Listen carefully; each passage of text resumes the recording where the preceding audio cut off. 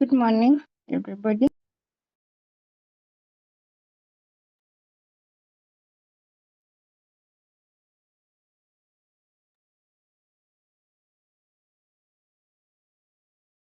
Um, we're going to revise for the end of term exam, and we will. So I hope we are all ready and intact so that we can start our discussion. I hope you have your papers with you so that at least we can go through the paper together. We look at some of the key areas where we did things differently. So we will start with section A.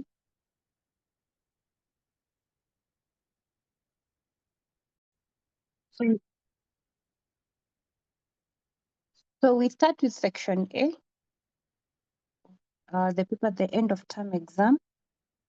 You to give the main source of history of Kenyan communities during the pre-colonial period.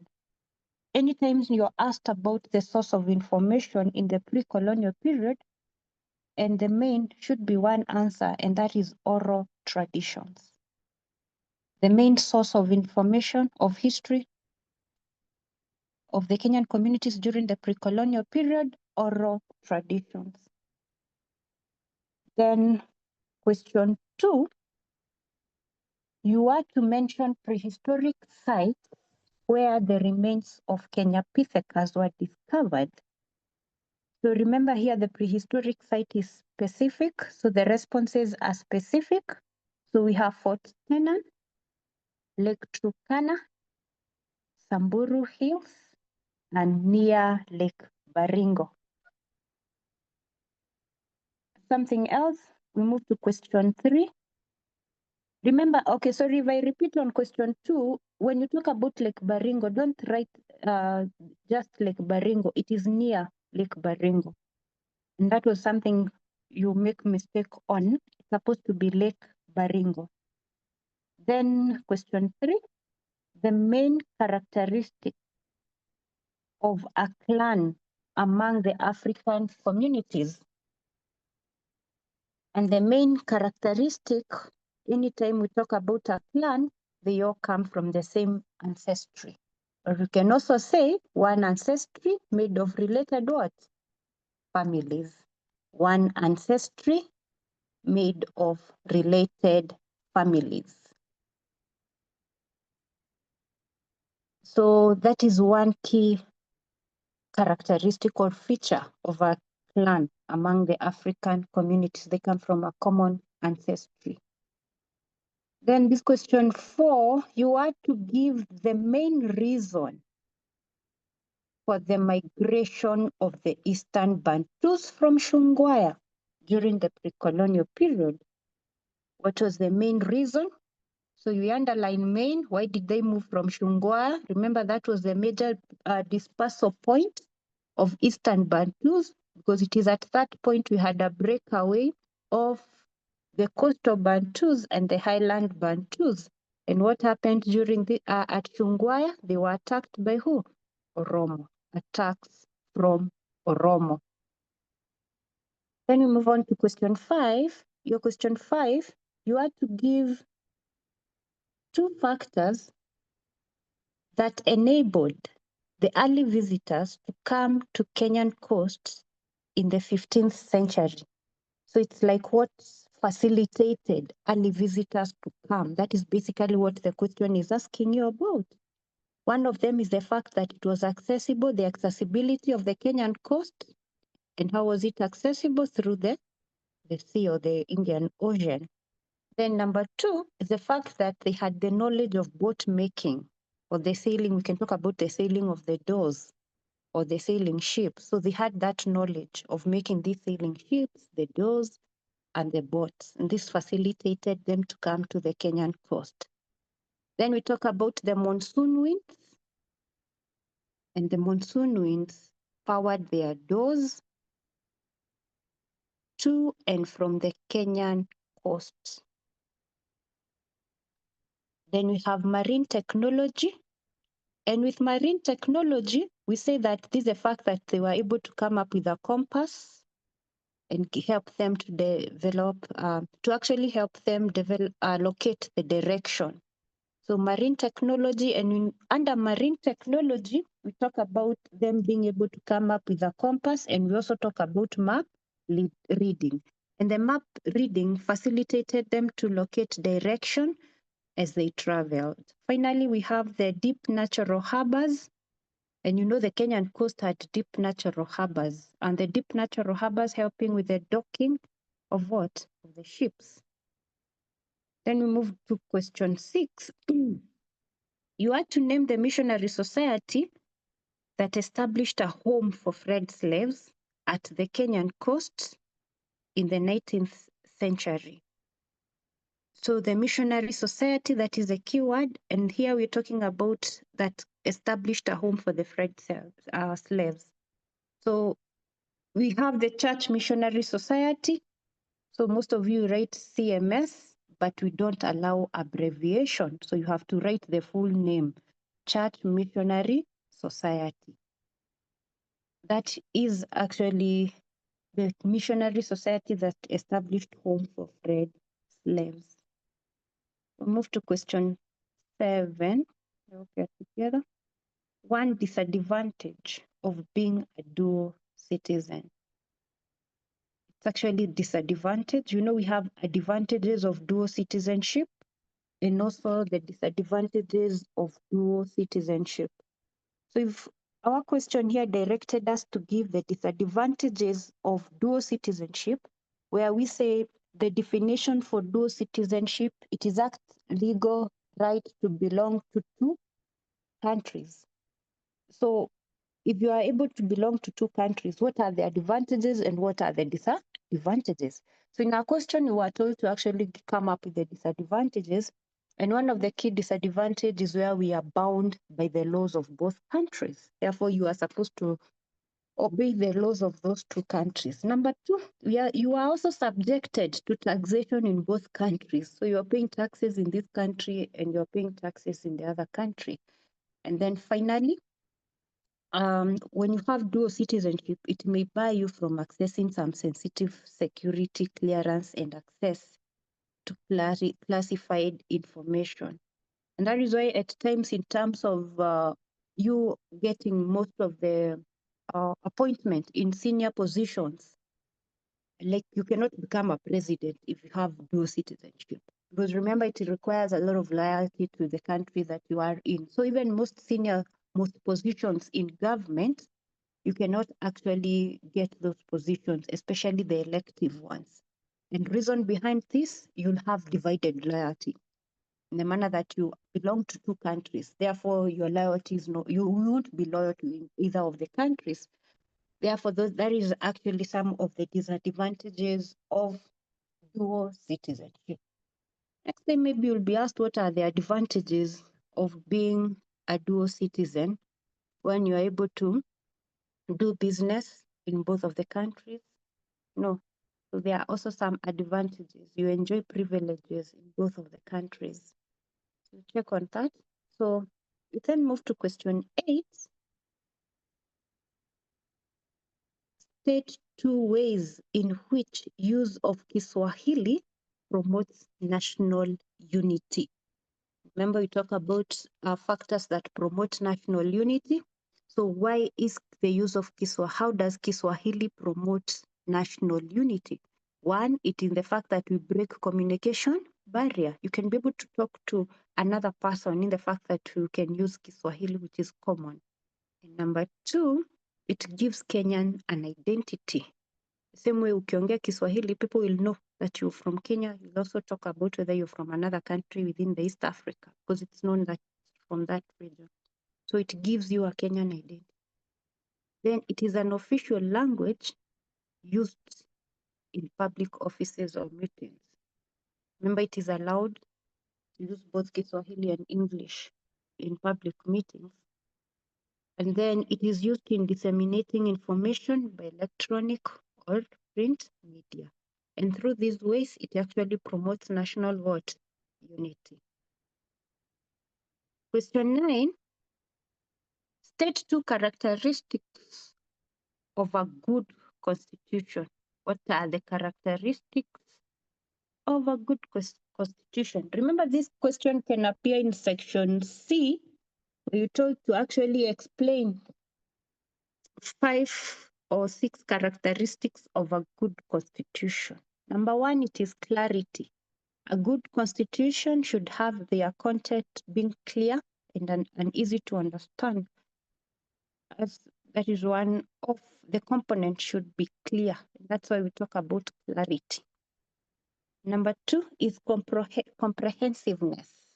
It shouldn't be shallow. It should be able to, a good constitution should be able to handle all areas, all key areas of government. Should not be shallow, should be comprehensive. It is the function of government, being able to give all the functions, all the different state departments in a government and their functions.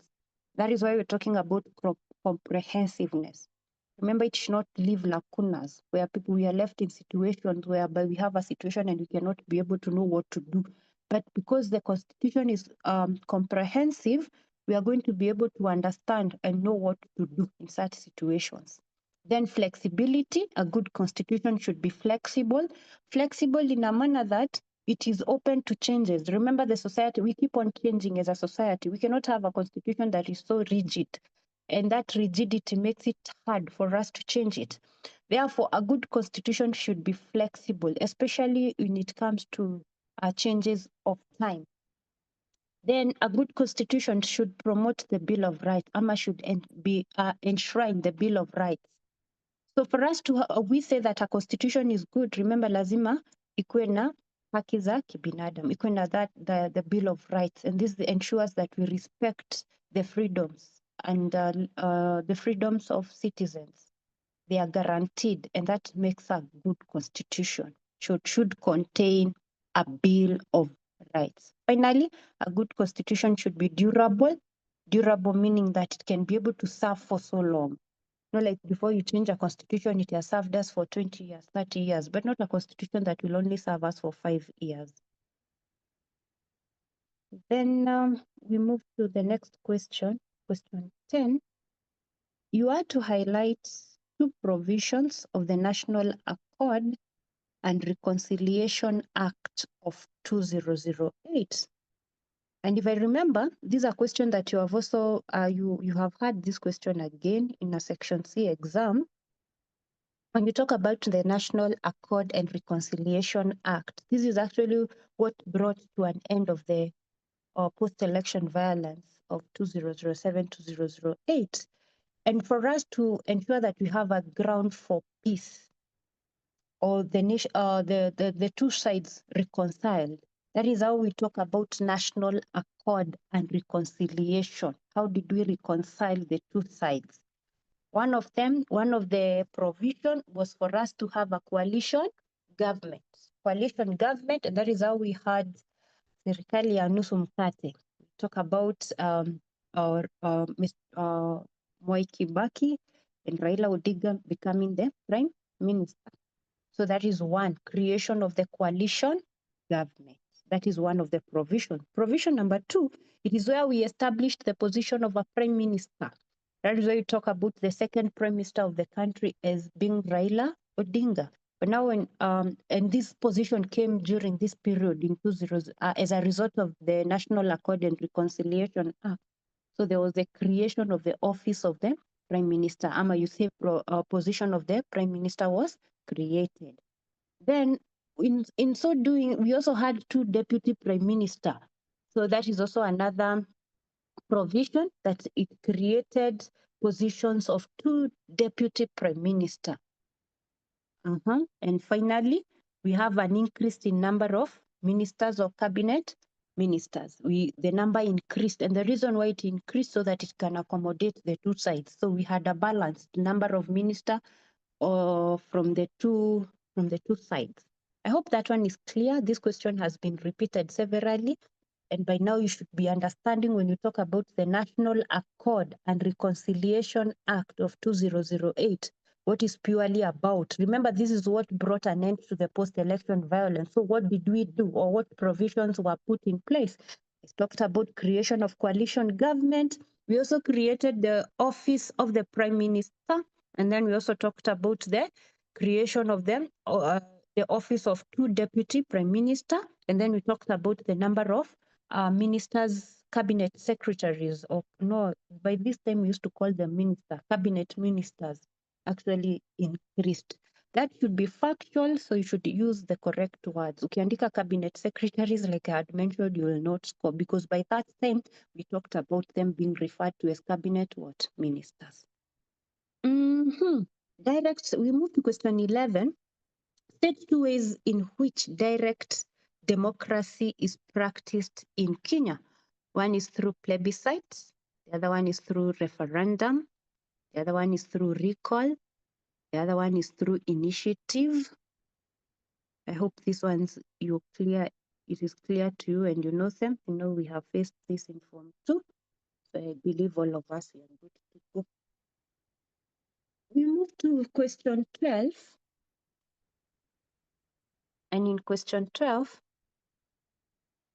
you were to come up with two administrative forts. Two administrative forts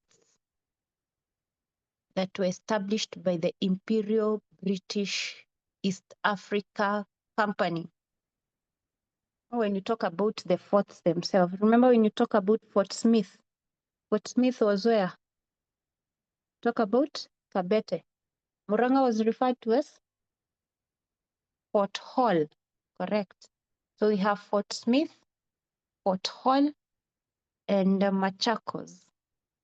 Those are some of administrative units, or administrative forts, sorry, that the Europeans used, or they were used by the Imperial British East Africa Company.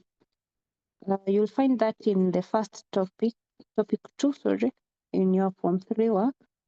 You'll be told, you look at the scramble and partitioning of East Africa. Then we look at the reaction, question 13. Name two groups of Luo who collaborated. So we had groups of Luo that resisted. We had, because we say that the Luo exhibited what we refer to as mixed reactions. So if they exhibited mixed reactions, you are supposed now here to talk about the groups that collaborated.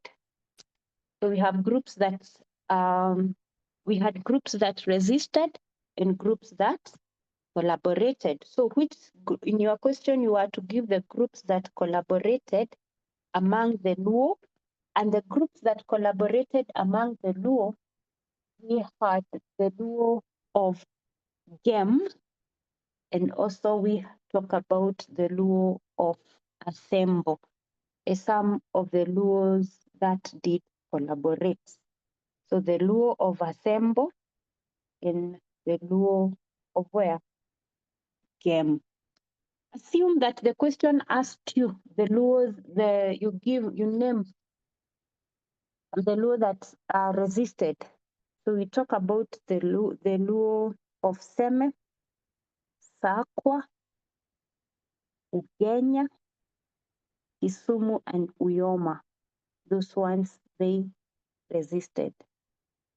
But the Luo of Gem and Asembo, they collaborated. Remember, you can have that question in two ways: the ones that collaborated and the ones that resisted. So there are only two that resisted, that collaborated, sorry, and the others did what? Resisted. I hope I'm clear. The Luo of Gem, the Luo of Asembo collaborated. So we look at question 14. And question 14, you are to state one education commission formed during the colonial period. Commissions of education formed during the colonial period. We have the Fraser Commission and you have the Feldstock Commission. Many are also at times that we also have the other one as Benin Commission is also a commission that was established during the colonial period or under the missionary education. So on the same note, you'll be asked to give the recommendations of Fraser Commission. What were the recommendations of Fraser Commission? And what were the recommendations of the Phelps-Stock Commission? For instance, we look at the Phelps-Stock Commission as some of the recommendations they came up with. We talk about them coming up with a uniform system of education. We talk about them establishing technical education, them building schools in the rural areas. Those are some of the, you try to check on other recommendations made by Phelps-Stock Commission, because these are the two. Even we also talk about Binns Commission as number 3. So we have 3 commissions during the colonial period. So later on in Form 4, we'll talk about commissions that were established of education that were established after independence. And that one we'll talk about them, like when we talk about the CBC, who came up with the CBC. We'll talk about the 844 and so on. So we move on to question 15. Name the Kikuyu Central Association newspaper that articulated the African problems before 1939. That was Muiguthania or the Reconciler, and that was written by Jomo Kenyatta. Question 16. Identify the immediate cause of the declaration of the state of emergency in Kenya in 1952. And this basically asks you to give what triggered the declaration of the state of emergency.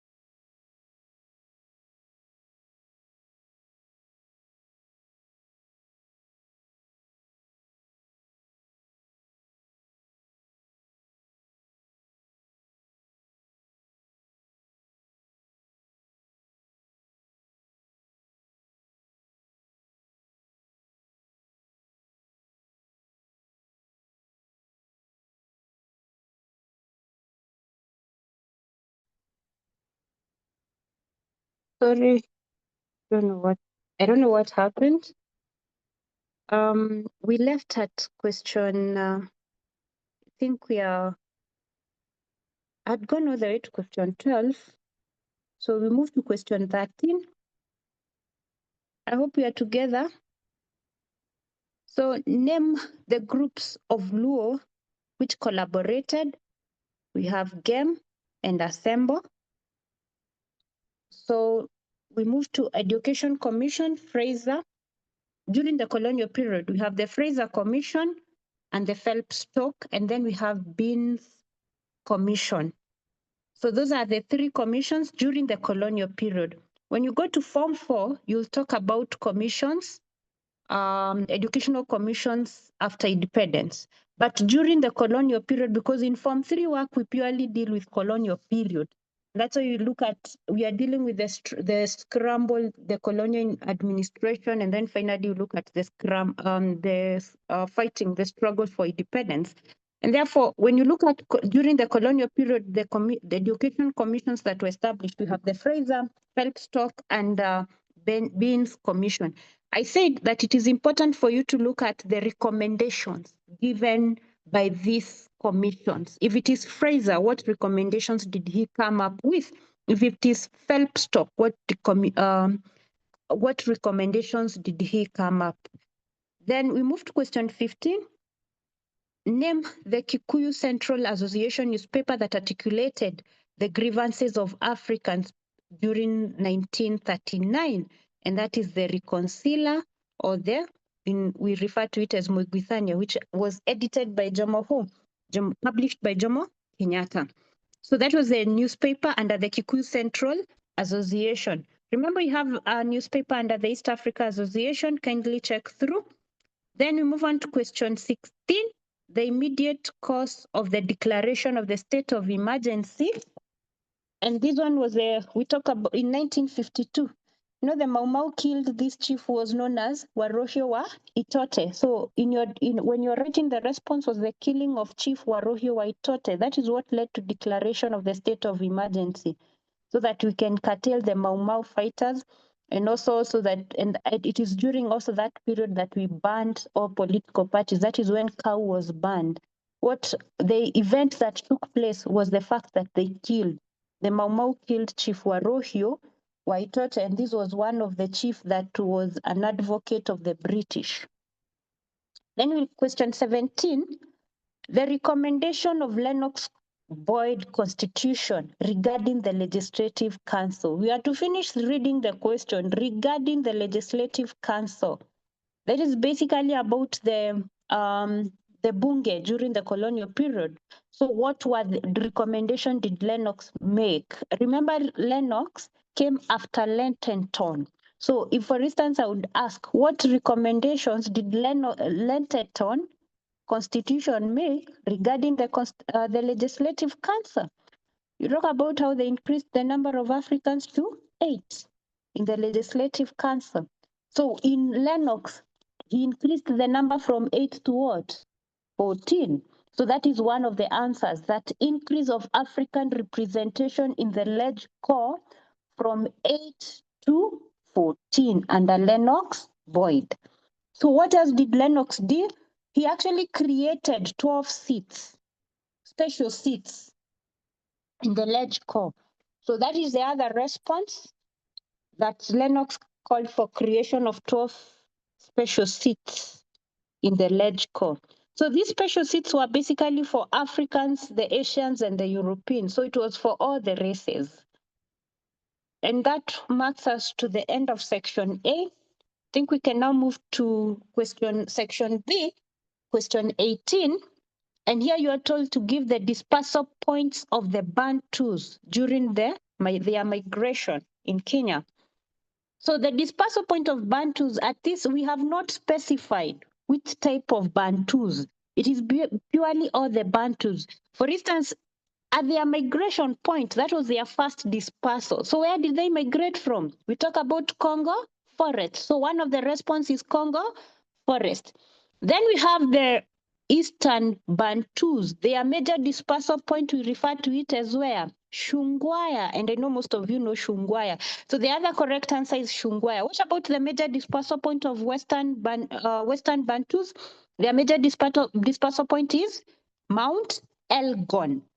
So then we move on, we look at which are the other areas. If you look at the migration patterns of the Eastern Bantus, they went to a place in Tanzania, and that was, we talk about the area between Taita Hills and Mount Kilimanjaro. We have not specified where exactly, but we know it is the area between Taita Hills and Mount Kilimanjaro. So there's no way you're going to write Taita Hills. No, it was not Taita Hills.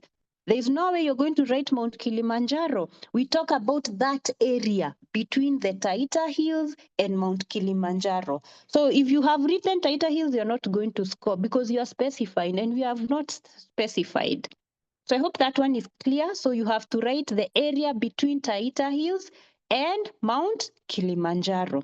The other dispersal point of Western Bantu was west of Lake Victoria. That is how they broke away to their different respective places where they are found today. So those are the key dispersal points of the Bantus. So I've talked about Congo Forest, Shungwaya, Mount Elgon, west of Lake Victoria, and the area between Taita Hills and Mount Kilimanjaro. Question B of that question was for you to describe the political organization of the Agikuyu. Now, when you're discussing about political organization of the Kenyan societies, especially the Bantus share some things in common, where in all the communities we say that apart from the Wanga, all the rest they had the decentralized system of what? Government. So when you're describing the political organization, we have to say the first statement we write is that they had a decentralized system of government. Why are we saying it was decentralized in this case? Because you have to be elaborate in the fact that we talk about they had a council of elders. When you write about the council of elders, then we move on and look at how their structure was. In the fact that we say the basic political unit of the Agikuyu was basically the clan. Remember we talked about clan and we said it was people from the same ancestry. Several related families came together to form a what? A clan. And the clan was led by a council of elders. Then if you look at the council of elders, this council of elders that ruled among the Agikuyu was referred to as the Kiama. And in the Kiama, they had a chairman who was referred to as Muramati. Remember, if you write, they had a chairman who was the overall overseer of the clan. So si lazima tuandike the indigenous name. Remember, we said it's not a must to write the indigenous name. Then from there, we give different functions of the Council of Elders. So we say the Council of Elders performed various duties such as religious, administrative, and judicial functions. So you can specify a duty. Maybe they settle dispute. That is a judicial function. Maybe you can say presided over religious ceremonies. That is a religious function. And remember the point on the different task performed, you earn 1 mark. So you're just giving example. So that's why we are saying in a good way or setup, you say the Council of Elders performed various tasks, including religious, administrative, and judicial functions. Then from there, we talk about the people that assisted in administration, and we say they had other leaders that helped in administration. How are we saying that we had other leaders that helped in administration? For instance, we had the prophets and the priests. They also had major important roles, political roles, apart from the religious roles, because religious roles will be social. So one of them is advising the council of what? Elders. So that you can talk about, they had other leaders, such as the prophets and the priests, who played important political roles, such as advising the council of elders. Then from there, we talk about they circumcised both boys and girls, where the boys formed, after circumcision, they formed an age-set system that provided warriors. So there's a provision of warriors from the circumcision. And the provision of warriors, what were the key role of the warriors? And the warriors helped in what? Defending the community against external and internal what? Against external aggression. So I hope we are good at that and we'll be able to describe political organization and garner your 12 marks. Remember the first point I've said, if you mention decentralized system, that you cannot go down there and then talk about having a council of elders, because the decentralization is brought by the aspect of having a council of elders. I hope I'm clear on that. So the one thing that you need to bring now down there, it's actually the functions of the council of elders. That way you garner your 5 marks. Not 5, but 12 marks. So we move to question 19. And you are to give the reasons why the British used the Imperial British East Africa Company. When we look at them after now the European invasion, the British were not able to come to East Africa immediately. They were not able to come and start administering immediately. Remember, they had so many colonies. They also had there were issues that were taking place during in Europe, and therefore they were not able to come immediately. Even the other aspect or the other reason is the fact that they feared the tropical diseases, and most of them, they feared that they were going to die in Africa, and therefore you find that most of the Europeans did not come over. So what did Britain do? Britain actually charged a company that was here to help in running of the colony. That was there. We talk about the chartered company used to run colonies by Britain in East Africa. We talk about the Imperial British East Africa Company. So that was a company that was charged. So why did the British use this company? Number one, as I had said, in the fact that there was a problem of inadequate personnel. And I said the reason why we had inadequate personnel is the fact that most Europeans feared coming to Africa because of the tropical diseases. So that is one of the reasons why the British used the Imperial British East Africa Company. And you're talking about there was a problem of inadequate personnel to be used in the administration. Number two, the company could provide cheap administrative capital. So because of what was happening in Europe, of which we'll discuss that maybe in Form 4 properly, where we had a bit of economic decline in Europe, and therefore they did not have enough money by then to administer, and therefore they actually mandated a chartered company to help them in their administration. So the company could provide cheap administrative capital that Britain had failed to raise for the colonial governance.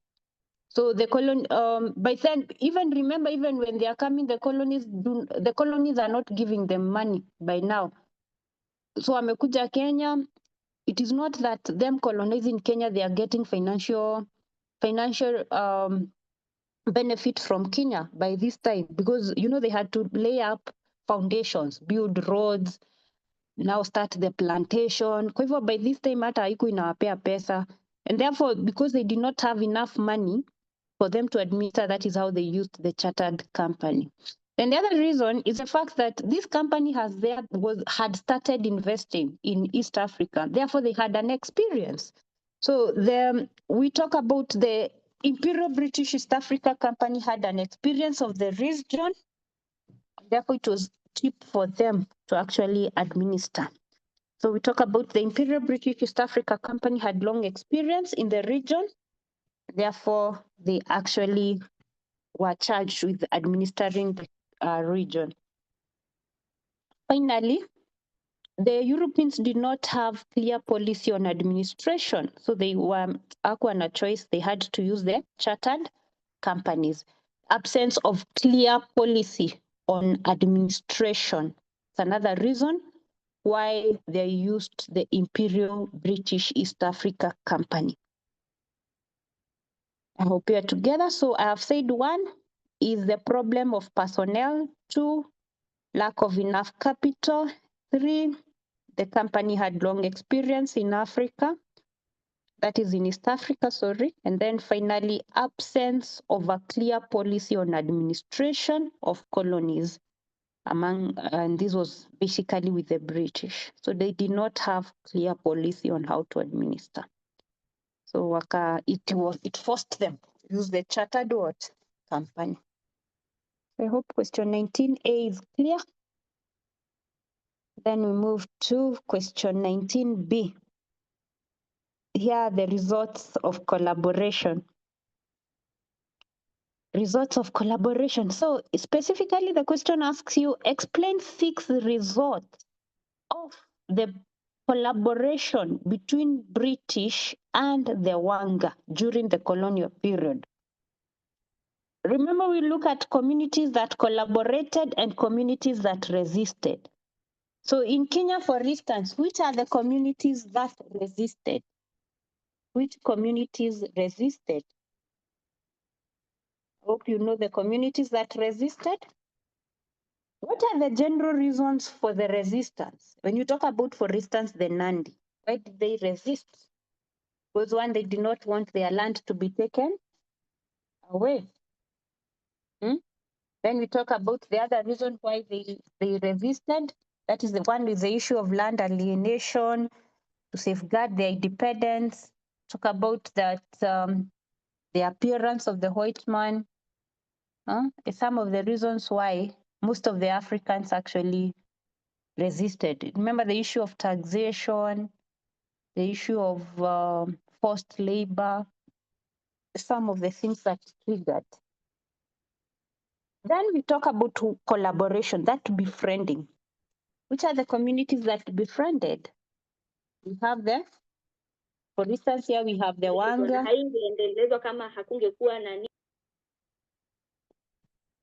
We have the Wanga and other communities that actually collaborated. So what were the reasons that led to the Wanga collaboration? Number one is the fact that one of the reasons why the Wanga collaborated, number one, they want the Wanga Mumia wanted to be made a paramount chief. So that is one. Number two, the other reason why the Wanga collaborated, apart from the Wanga Mumia wanted to be promoted paramount chief, he also wanted to consolidate his position as the king or as the leader in the kingdom. Number three, he wanted protection against his enemies, and his enemies were the Bukusu. Wanted protection against his enemies. Apart from that, he wanted to acquire material benefits. The other reason is he wanted material benefits. Material benefits like firearms from the British, liquor, clothes from the British. That is why they collaborated. The other reason why they collaborated is the fact that they realized that it was the futility of resistance, as they saw from the Bukusu, how the Bukusu were easily defeated. So they saw there was no need of them actually resisting, because they knew even if they resisted, they would actually going to be defeated. So that's another reason. Then the other thing is that they wanted to gain fame and prestige by associating with who? The British. Some of the reasons that led to their collaboration. So you have talked about paramountcy. Yeah, we said that Wanga wanted to become a paramount chief. A material benefit like firearms, clothes, liquor. Attain Western education, where he wanted his people to attain Western education. Then we also talk about the other reason as protection. They wanted protection against their enemies. And then they wanted to gain fame and prestige as reasons for collaboration. So there are other reasons, so you can check on them, like where the kingdom was used as a base to colonize the communities from Western Africa, this specifically under the Wanga. So we move to the next question, and that is question 20. Characteristics of political parties formed after the year 1945.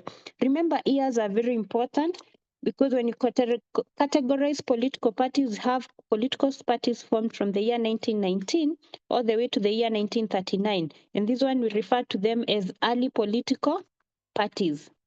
Then from there, we talk about political parties formed from the year 1945. And the year 1945, I said what was happening to the world. We had the end of the Second World War. So this was later in the years. So we had their aspect. If we, in Kenya, we give examples of political parties that were formed. We have KANU, KADU, APP, and then we have also KAU as one of the political parties that was formed. So what were the key characteristics of these political parties that were formed in this year? One, they had a national outlook. Remember, the early political parties were formed, like when you talk about Kikuyu Central Association, they did not have that national outlook. It was formed among the Agikuyu. And now when you talk about KANU, it had a national outlook. Number two, they were militant in their approach. If you look at KAU, they helped finance the Mau Mau to fight.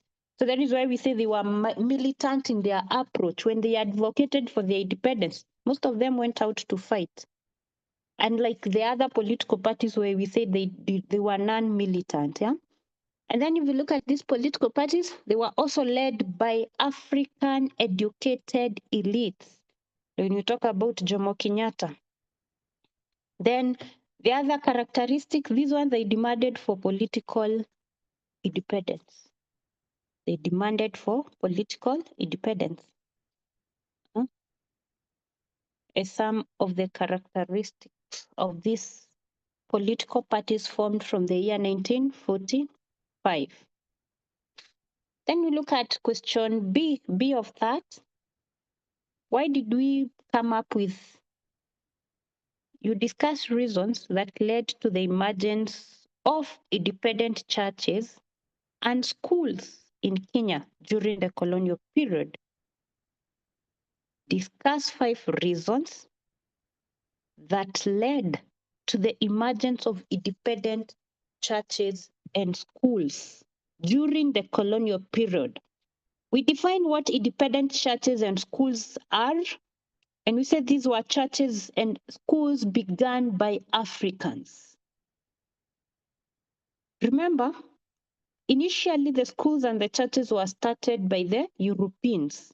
But at some point, the Africans started their own churches and schools, and this is what we refer to as the independent what? Churches and schools. So what led to these schools coming up, or what led to the emergence of these schools? Number one is the fact that the European or the missionaries, they taught against some African customs. So we talk about African customs, where we say that schools and missionaries were against some of the African customs. Like we talk about female circumcision, we talk about payment of dowry, polygamy. The missionary churches never accepted polygamy. They found it barbaric. They found it as evil. And therefore, Africans, they wanted to join Christianity and retain their cultural values. So that is why you find that most of these independent churches, they accepted polygamy, they accepted female circumcision, and so on. So they incorporated worship with their culture. So that was one of the reasons.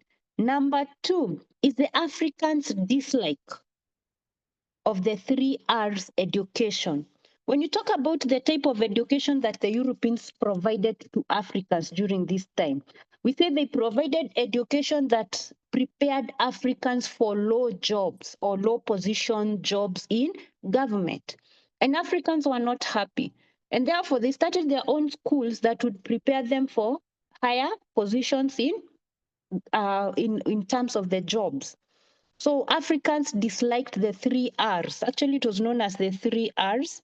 And with the 3 R's, its focus was on reading, writing, and arithmetic. So when now the Africans started their own schools that would prepare them also for higher education. So that is number 2. The Africans disliked the European, the 3 R education preparing them for low positions jobs. Remember, like catechists, messengers. That is why they were just being able to read the Bible, read and write the Bible.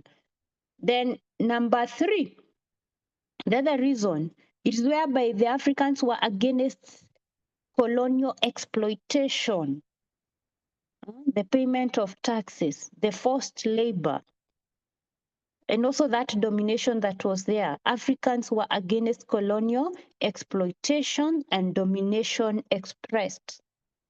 That's another reason why we formed these independent schools and churches, because we are not happy with the Europeans, the fact that they exploited us with the issue like Kipandi system, racial discrimination. We were against all that. So we began our schools and our own what? Churches.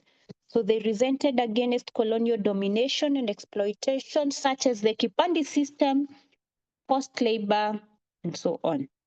Number 3, is it number 3 or number 4 now? The other reason is the desire for leadership of their own churches. Remember, all these churches, the missionary churches were led by the Europeans. Lakini we had Africans who felt that they also needed to be leaders in their churches. So because they desired for leadership, so they began their own churches. So that is another reason, desire for leadership in their own churches by Africans. So kama unataka uongozi, you begin your own church, and that's how we found that some of these churches or the independent churches began. Then we have the other one, as some Africans had received that divine call. They believed that they had received a divine call from God to start their church, like we talk about John Wallo and Akina Elijah Masinde. They received calling from God, and therefore they started their own church. When you talk about Nomialu ama dini ya roho. So the other reason is they wanted to preserve their cultural heritage, as another reason why they started their own, to preserve their cultural heritage. That is why when you look at most of these independent schools and churches incorporated the African culture. They had the African culture in them. So they wanted to preserve their cultural heritage. Then the other reason is the most missionary or mission churches disregarded African ways of worship. You know how the Africans jump up and down, the beating of the drums, it was noise. And that is why ukiona most of the missionaries, the mission churches, they sing the hymns slowly. They don't pray loudly. It is quiet. But with the African way of how they express, Africans are known of dancing up and down. And that is why they started their own school so that they can incorporate their traditional African expression of their worship, to express their African way of worship, e.g. dancing, the divine healing, and so on. Finally, to create more job opportunities for educated Africans. Create more job opportunities for educated Africans is another reason why we had the beginning of independent schools and churches. So we move on to the next question. And the next question, now we are moving to section C. And with the section C of this, you are supposed to look at provisions of the independent constitution, the provisions of the independent constitution of Kenya. No, this one you learned, this one actually we have looked at it in form 2. When you look at the constitution. Now we are supposed to look at the key provisions. This is equally talking about the features of the independent constitution. Remember, we have looked at the way the constitution was made, the stages of constitution in terms of we had the first constitution, which we refer to as the independent constitution, which was drafted during the second Lancaster House Conference. That's a common question on the main aim of the holding of the second Lancaster House Conference. And this was purely to draft the independent constitution.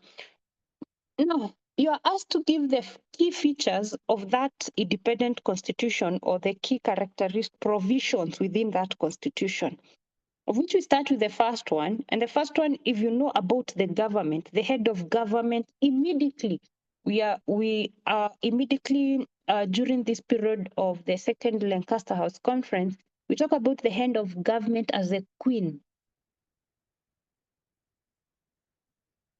The queen, and who was represented by a governor. But they had a head of we had the head of government as the prime minister, and we had the queen as the head of state, So we talk about the queen as the head of the state, represented by a governor, and the prime minister as the head of what? Government. That is why we ask who was the first prime minister in Kenya. We say Jomo Kenyatta, because by then he was the first prime minister, who was the head of government, but now we had the queen as the head of government. So then we changed from that, and that is when we talk about Kenya becoming a republic with the head of government being a president. So we talk about the other provision. Kenya became a republic with the head of government being the what? The president. So the first provision or the first characteristic, immediately we attained Uhuru. I'm saying that the head of state was the Queen of England, and the prime minister is head of what? Government. Then down there, we said that we changed this when we attained total independence, and it is at that time we became a republic led by a president. Then from that, I think we can look at regionalism, or what we refer to as federalism. When you talk about regionalism, Kenya was divided into regions. We talk about 8 regions. Kenya was divided into regions, or stroke, we talk about majimbo government.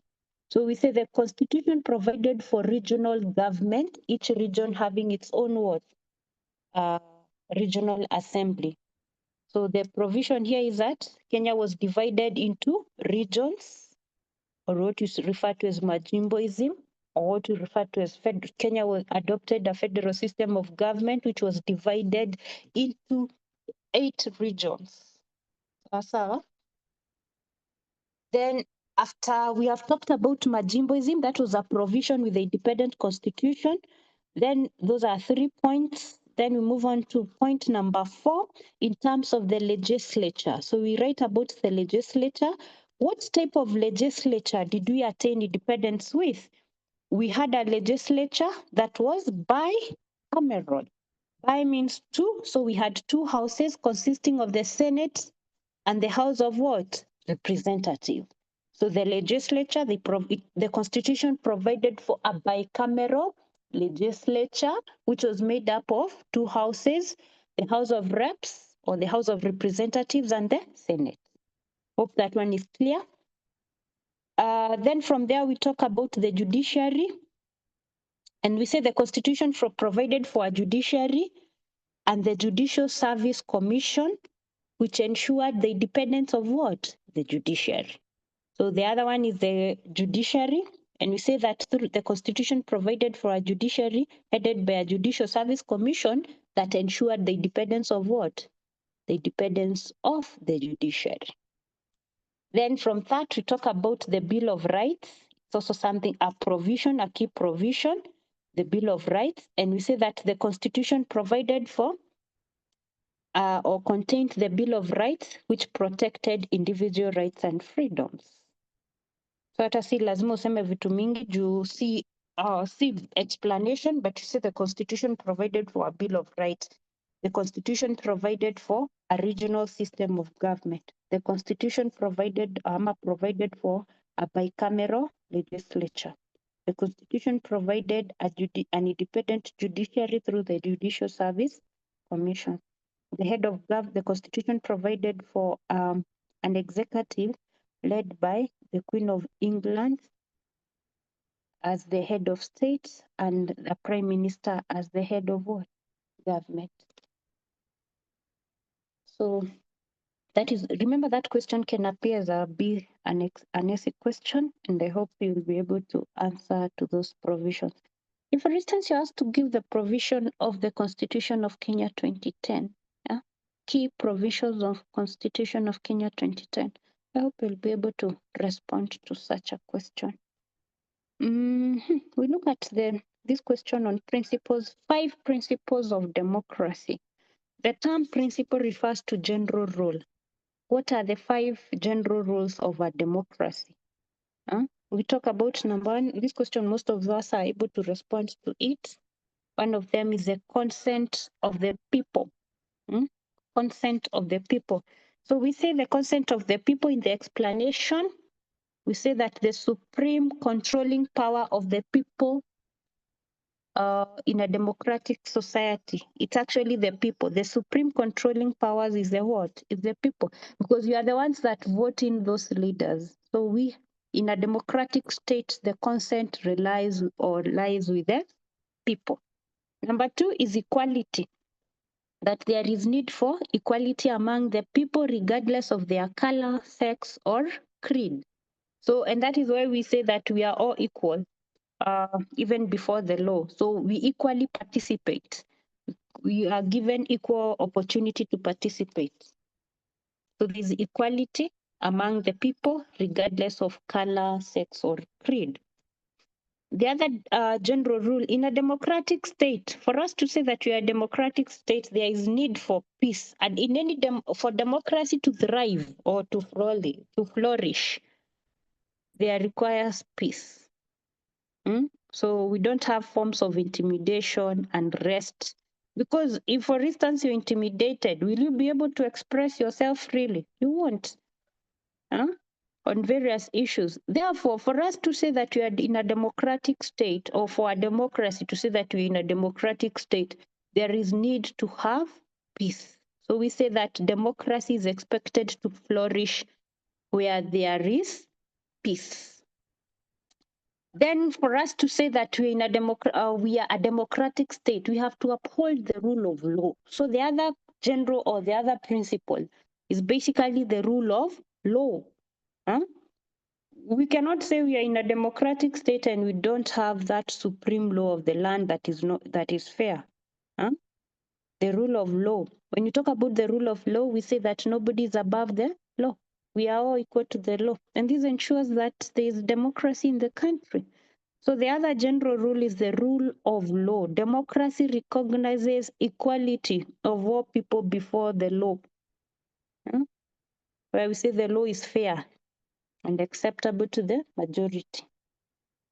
So then we talk about the other principle or the other feature of or general rule of democracy is that for democracy to thrive, there has to be balance of liberty, balance of freedoms.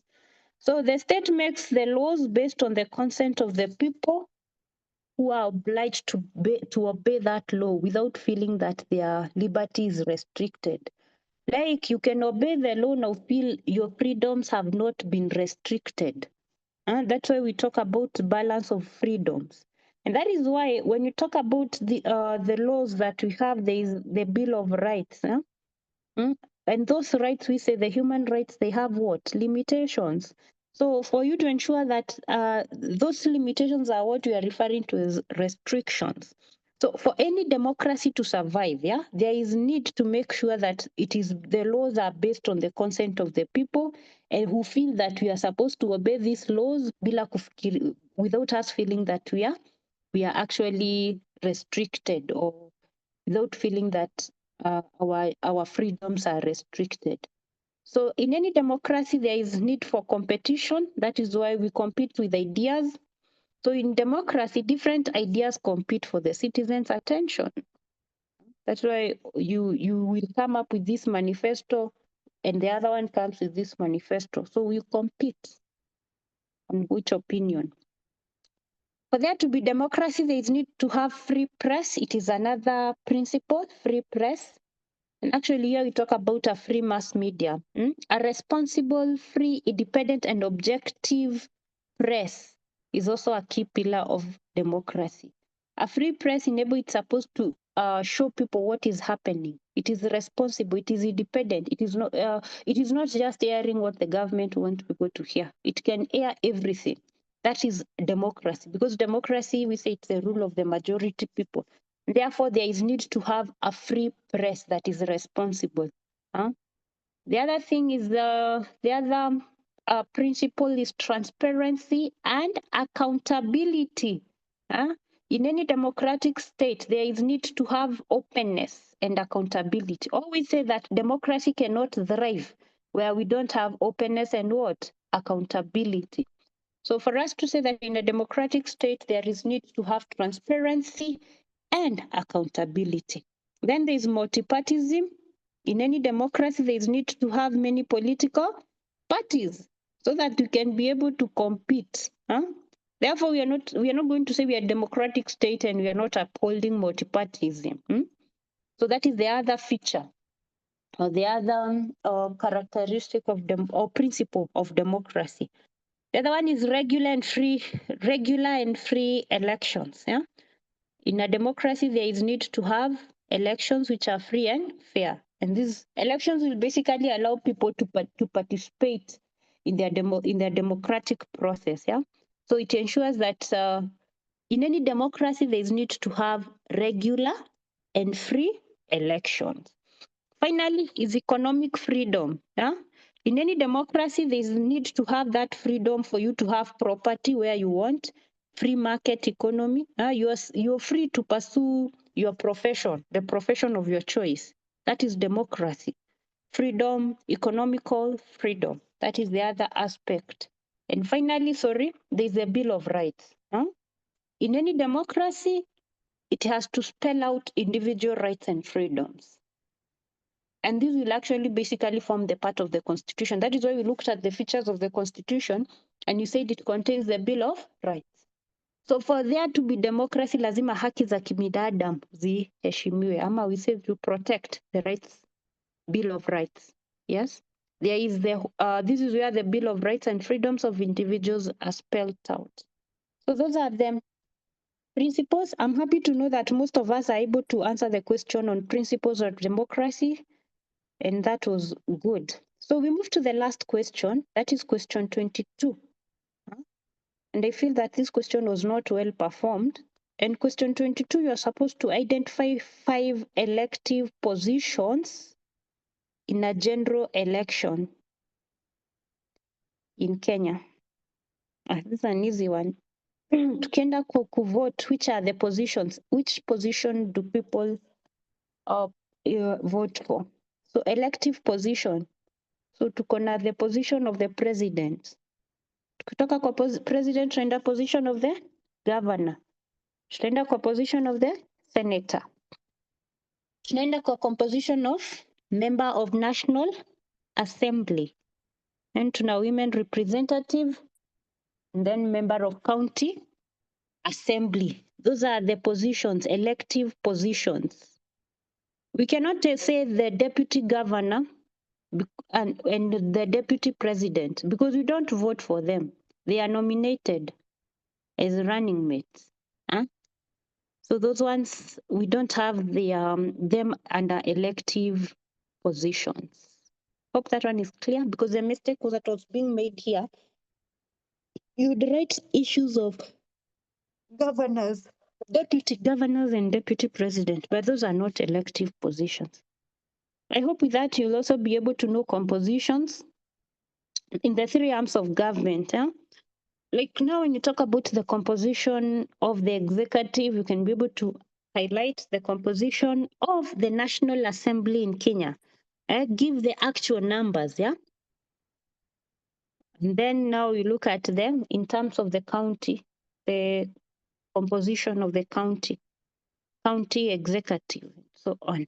So that is also an area that we need to know because that is also commonly asked. Then we move on to the last question. Well, this one had issues with so many of us. And this is about parliamentary supremacy. Now, when you're talking about parliamentary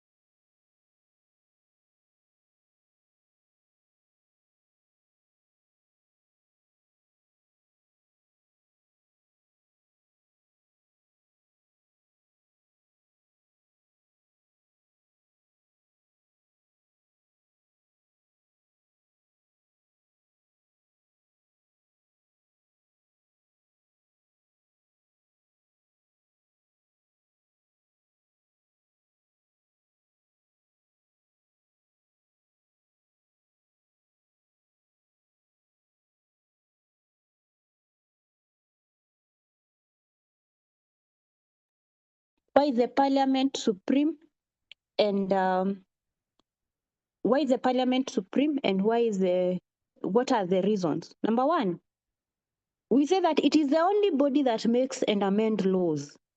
And these laws is which the executive and the judiciary operates on. So that is one of the reasons why we are saying it is supreme. It is the only arm that makes and amend what? Laws. Number two, the government in power rules through the parliament. And that is why we say that parliament has terminative role.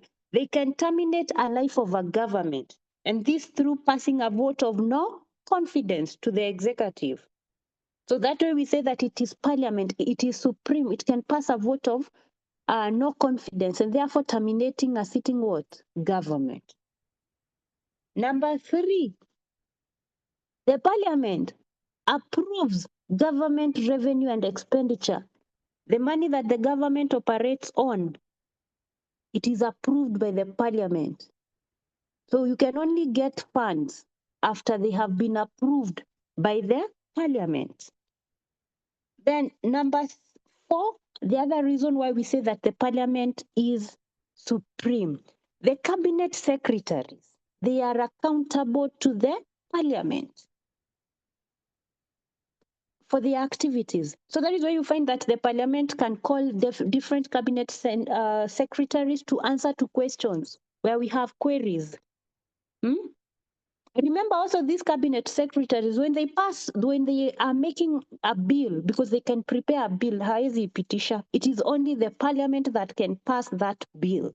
So bills prepared by the cabinet have to pass through the parliament. And that is why we are saying that the parliament is supreme. The fact that the cabinet secretaries are accountable to the parliament for their activities. And finally, whatever an MP says at the floor of the House is immune to prosecution. So members of parliament are immune to prosecution for whatever they say in the parliament when they are contributing to those debates. So that is a parliamentary privilege. That's what makes the parliament supreme. Now, in our question, I hope you're clear on what we have discussed as parliamentary supremacy. In our question, you are to bring forth the limitations of parliamentary supremacy.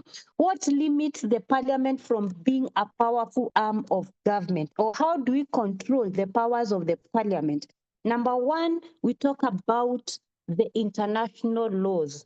There is no way the parliament will make laws contrary to international laws. A good example, we as a country, we are signatory to the international conventions, that is the Human Rights Charter. Kwa hivyo tukitengeneza sheria ama bunge ikitengeneza sheria, lazima izingatie the Human Rights Charter. It cannot make laws that are contrary to that Bill of Rights. I hope I'm clear. So it is limited in the fact that whatever laws they make, it has to be in line with the international laws. Number two is customs and traditions. Whatever laws that the parliament makes must be in line with our customs and our traditions, the traditions of the people. It cannot make laws that are against our traditions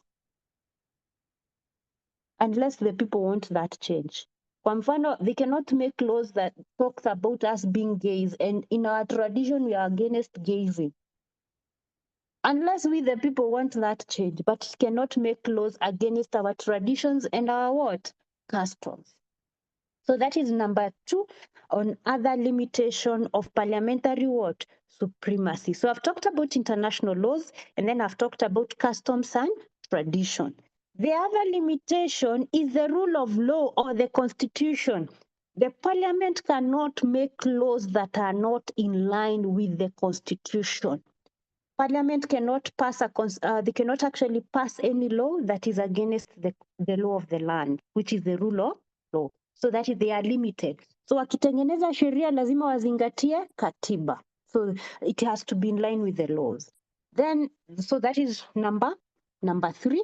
Then we move on to the other limitation, and that is the presidency. Apparently, the president can override or can be superior than the parliament in a situation where he's supposed to declare a state of emergency. So the president has powers to declare the state of emergency to deal with a crisis.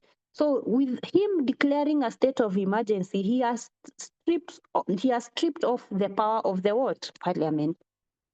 Are we together?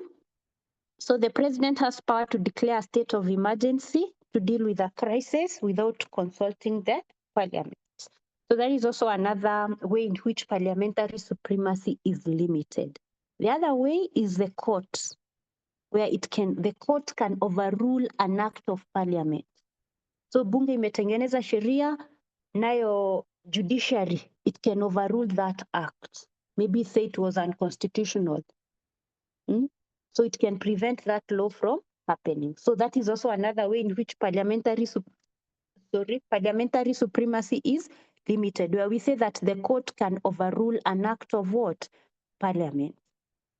Then the other way in which parliamentary supremacy is limited is through a referendum.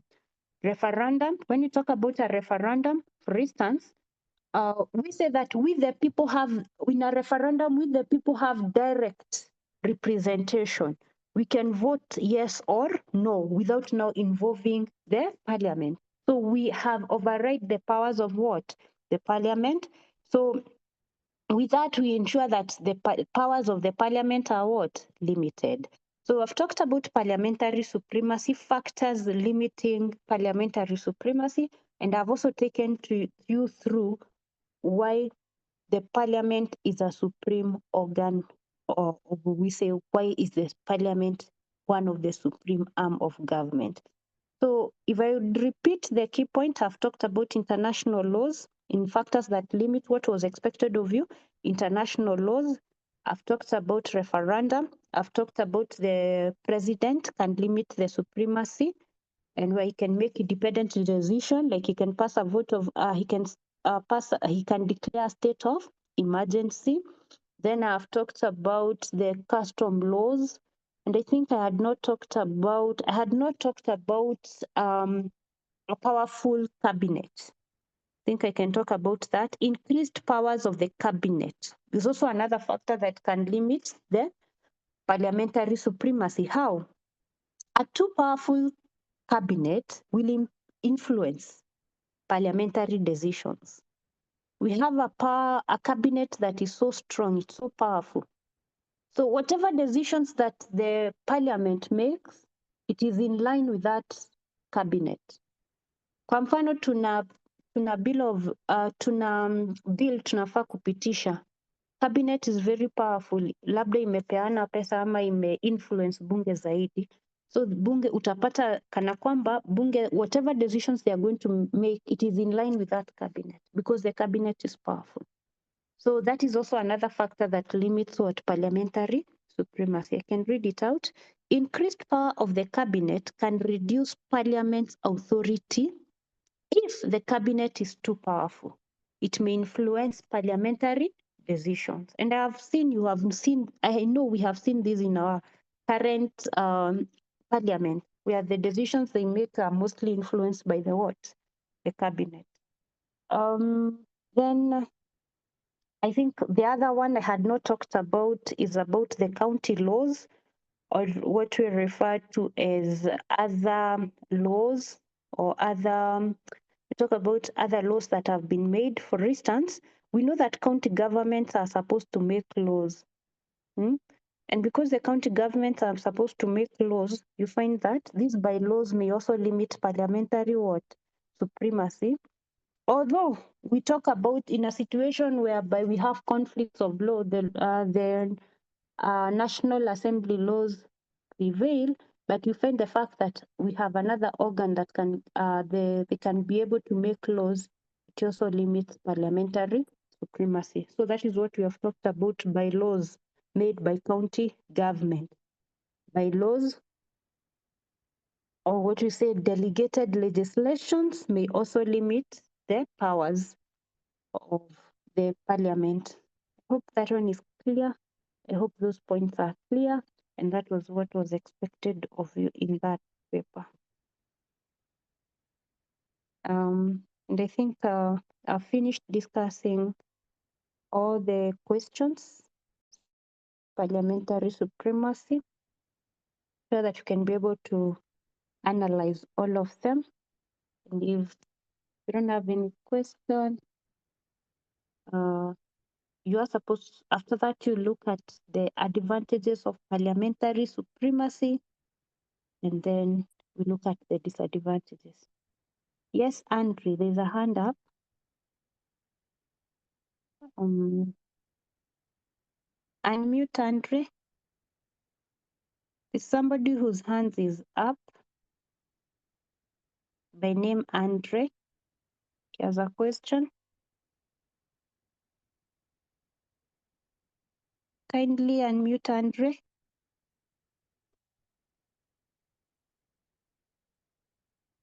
You can also write the question.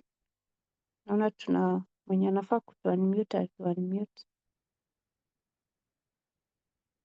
Andre, you can write. I'll read it through.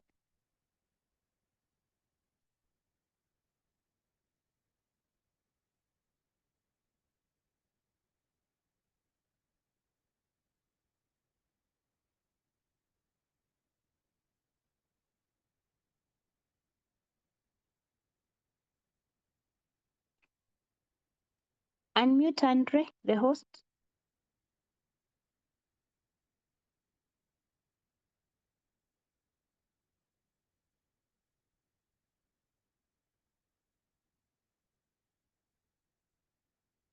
Andre, write your question. Mwanajita Wamalwa. Ni Andre.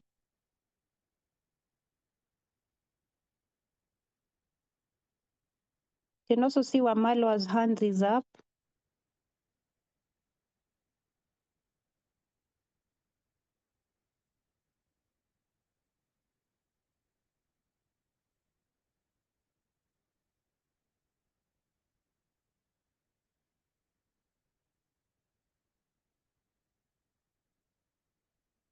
Wamalwa's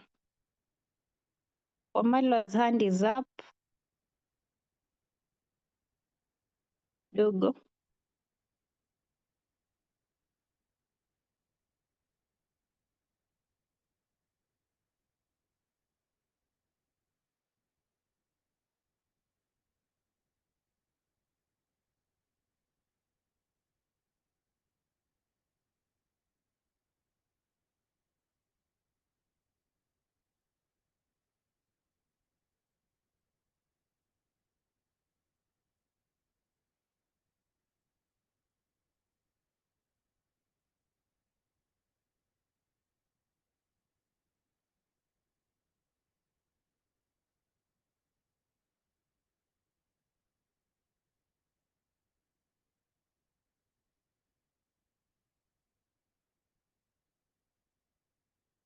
Whose hand was up? Andre, is it Wamalwa?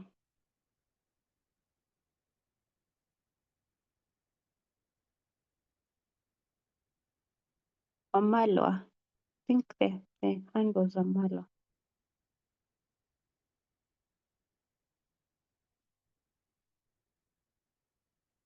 Wamalwa, you still have a question?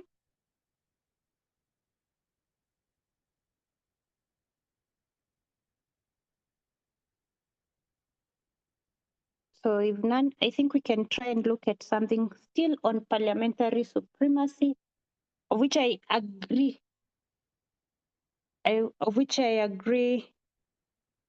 By now we are able to know what parliamentary supremacy is. You'll now be asked about what are the advantages of parliamentary system of government. Remember, in Kenya, we talk about having a parliamentary system of government. What are the advantages of having a parliamentary system of government? What are the advantages of having... Samuel, you have a question? Samuel?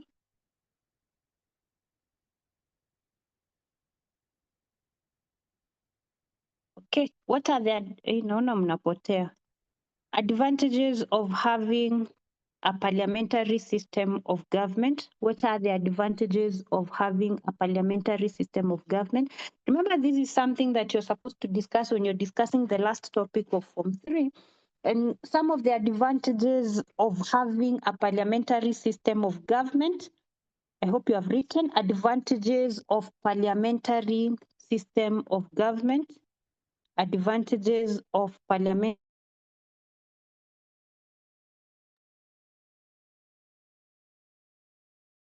Advantages of parliamentary system of government.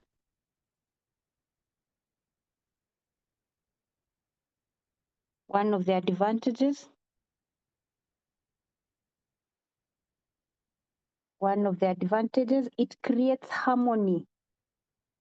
It creates harmony. How does it create harmony, a parliamentary system of government? In the fact that the legislature and the executive work together. So the MPs brings the views of the electorate to the executive. And through this way, it creates what? Harmony. Creates harmony. And harmony comes about in the fact that the legislature and the executive work together. The legislature and the executive work together. Number two, the other advantage of parliamentary system of government, this system is so flexible. The system is flexible. Flexible in the manner that if there is an emergency situation, the people have a right to choose a leader who is going to handle the crisis.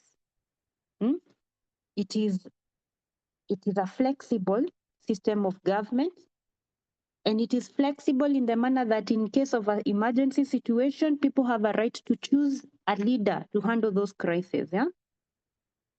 Now, the other advantage, this parliamentary government is both responsible and responsive. It has to respond to the needs of the people. That is why when we have maandamano, they will discuss it at the floor of the house. They have to respond to what is happening. Any issue that have been called upon, unasikia bunge, they are discussing it. They are responsive. So we find that a parliamentary system of government is responsible and responsive. That is another advantage. You cannot ignore the people, or you cannot ignore people's what? Opinion. Yeah? So that is another advantage of parliamentary system. So we have said it creates harmony, and this harmony between the executive and the what? Legislature. Number two, we have said it is what? Flexible. Flexible because you are able to choose the leader that is going to handle this different crises. And number three, we have said it is both responsible and responsive in the manner that you cannot ignore people's opinion. Yeah. Number four, the other advantage, it is a training ground for effective leaders. Yeah.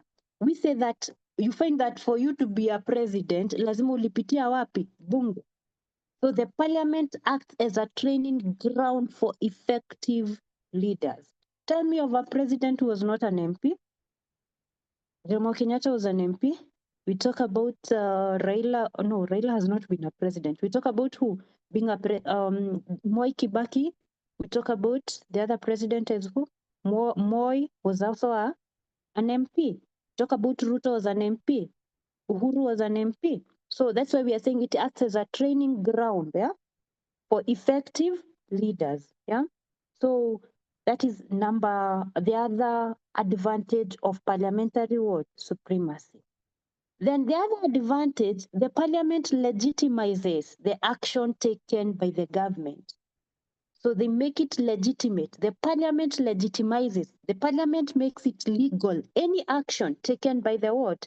The government. Why?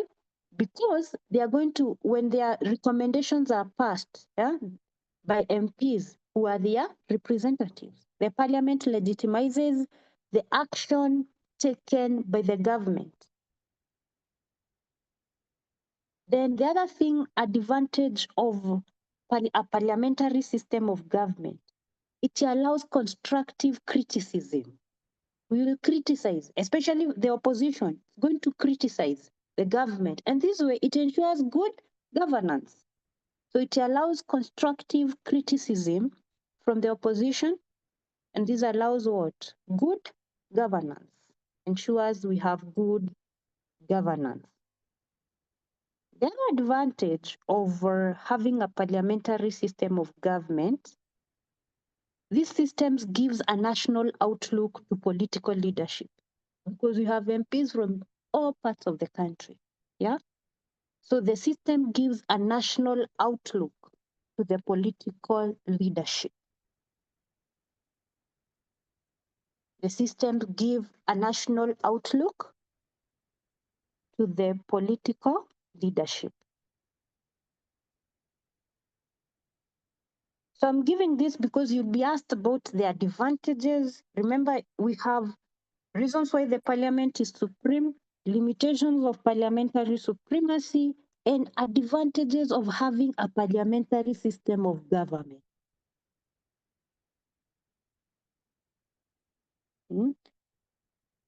So I've said the last point is where it gives a national outlook to the political what? Leadership.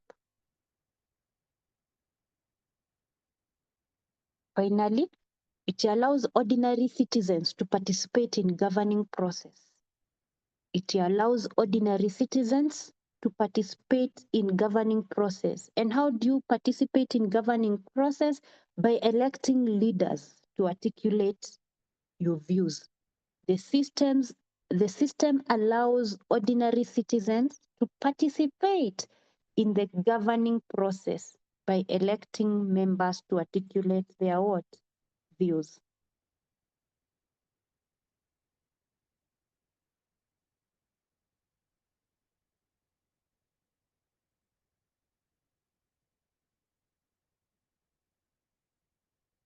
So that way, I think we have come up with advantages of parliamentary system of government.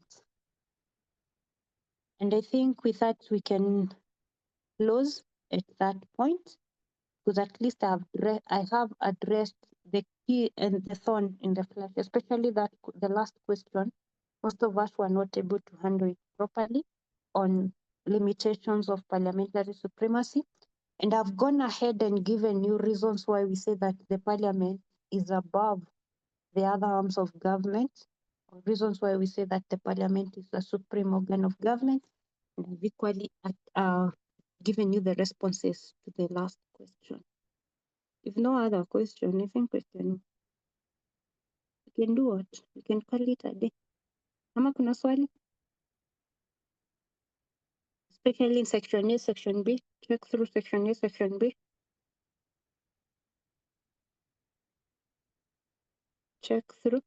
If there is any question, if there is a point that you feel that ought to have been included,